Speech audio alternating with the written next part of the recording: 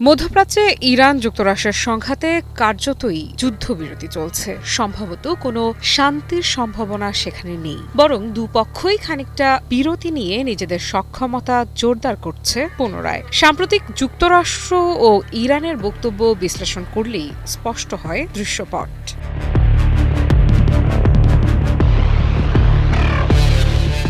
সম্প্রতি মার্কিন প্রতিরক্ষামন্ত্রী পিট হেগসেথ হুমকি দিয়েছেন, ইরান যদি কোনো চুক্তিতে রাজি না হয় তাহলে যুক্তরাষ্ট্র আবারও সামরিক অভিযান শুরু করতে প্রস্তুত। অর্থাৎ একদিকে কূটনৈতিক বার্তা চলছে, অন্যদিকে পর্দার আড়ালে ঠিকই চলছে যুদ্ধের প্রস্তুতি। আর ঠিক এমন মন্তব্যের বিপরীতে ইরান যেন জ্বলে উঠেছে, যুক্তরাষ্ট্রকে ছুড়ে দিয়েছে আগুন বার্তা।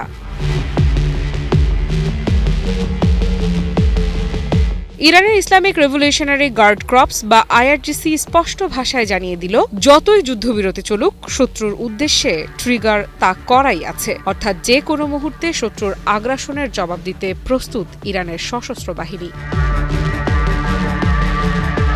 আইআরজিসির বিবৃতিতে বলা হয়েছে, যুক্তরাষ্ট্র ও ইসরায়েলের যে কোনো আগ্রাসনের জবাব হবে চূড়ান্ত ও ধ্বংসাত্মক। যুক্তরাষ্ট্র ও ইসরায়েল ইরানের বিরুদ্ধে যেসব সম্ভাব্য হামলার পরিকল্পনা করেছিল, স্থল অভিযান থেকে শুরু করে নৌ অভিযান, এমনকি পারস্য উপসাগরের দ্বীপ দখলের চেষ্টা, সবকিছুই ব্যর্থ হয়েছে। আর এই ব্যর্থতার মূল কারণ হিসেবে তুলে ধরা হয়েছে ইরানি সেনাবাহিনীর উচ্চ মাত্রার প্রস্তুতি এবং আইআরজিসির সঙ্গে সমন্বিত অপারেশন। ইরান বলছে, তাদের বাহিনীগুলোর মধ্যে এই সমন্বয়ই এখন সবচেয়ে বড় শক্তি। স্থল বাহিনী, নৌবাহিনী, আকাশ প্রতিরক্ষা ব্যবস্থা সব একসঙ্গে কাজ করছে। ফলে কোনো বোকামি করলে শত্রুপক্ষকে দিতে হবে চড়া মূল্য।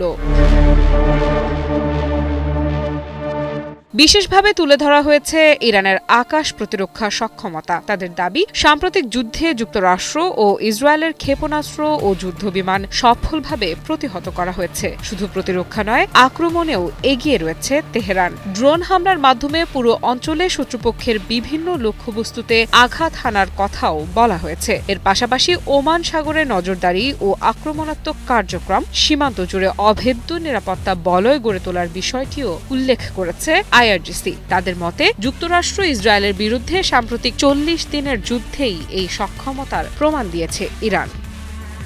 আফরিদা ইফরাত, নিউজ 24।